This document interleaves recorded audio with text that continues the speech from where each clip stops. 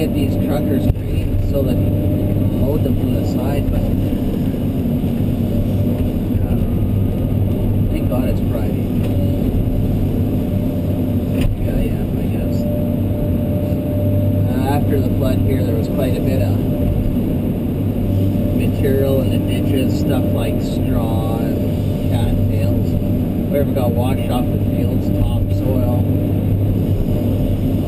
Places closer to the river, driftwood, you know, the usual stuff like that.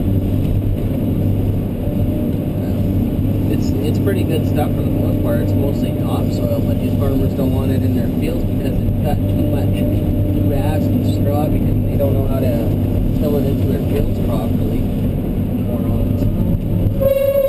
So instead we're hauling it to a bunch of dugouts and little borrow pits and stuff like that, so that we can so they can get rid of it. Get Willie to back up here.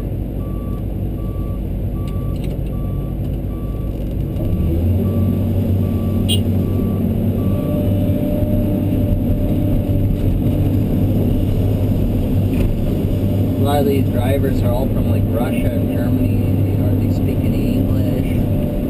Even if they do speak any English, they just don't seem to understand why you need to be as close as you do to an excavator when you're loading it.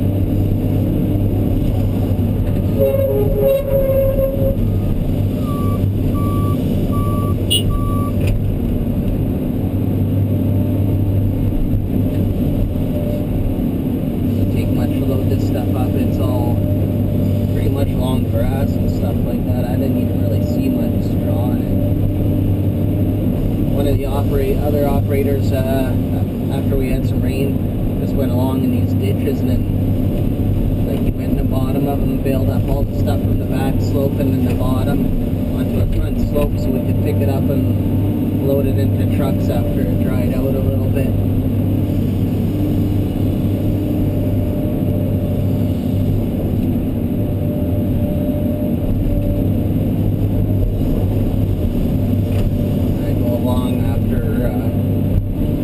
Got two trucks hauling for me, and then after those trucks are gone, then I go along here and I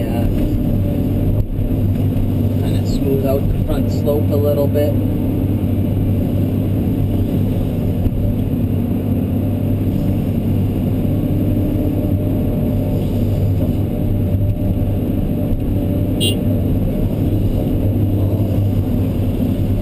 Because these roads are always really soft, I can't load them too heavy.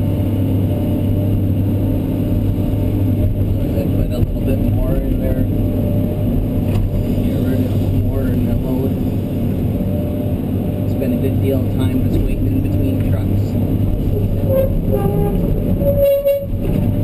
Roads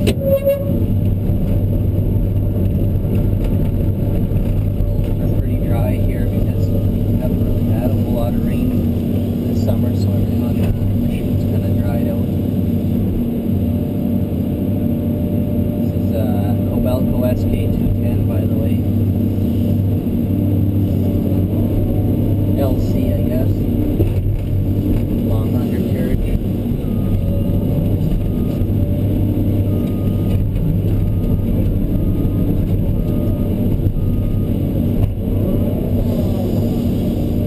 That's a Craig Manufacturing tilt bucket. 72-inch wide. For the 66-inch wide ones. We've got one company in Manitoba here called Riverside Welding. They're from Ile de Chêne. They make really nice 66-inch wide tilt buckets. So they'll make any kind of bucket you want, probably. Make good rippers too. Most of these ones that come out of BC and Alberta are fucking junk.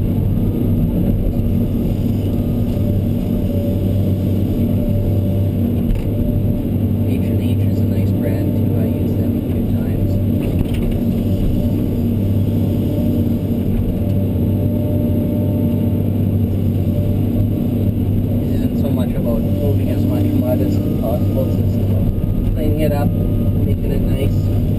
It's all hourly, so we can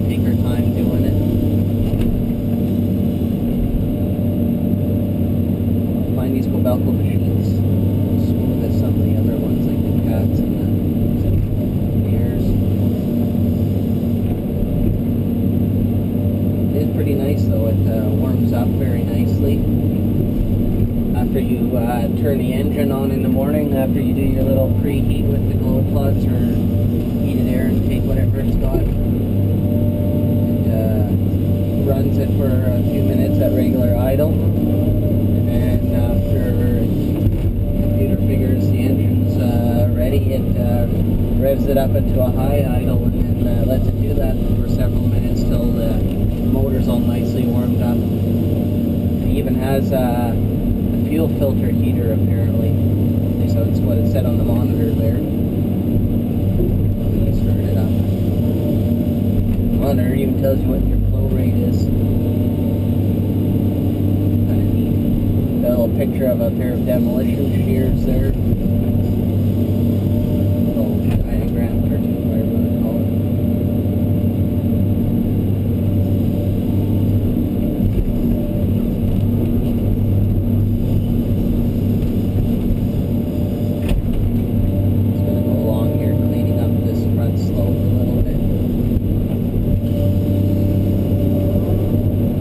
Done this little row. I went and pulled up this windrow onto the road here, so it's a little easier for loading. I kind of straddle it or ride on top of it. I don't have to swing all the way around to load trucks behind me or ahead of me or whatever. Some of these truckers, they got their own ideas on how things are to be done, but sorry, but I'm the operator, you listen to me.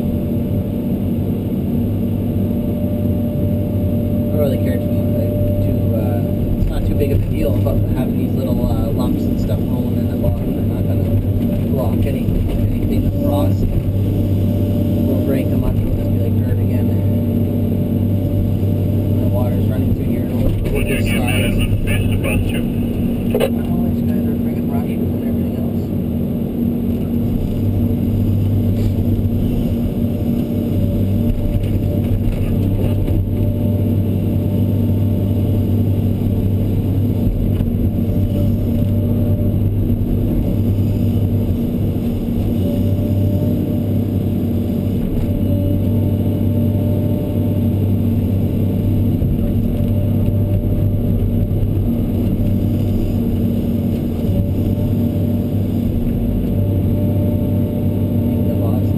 So I'll end this video right here.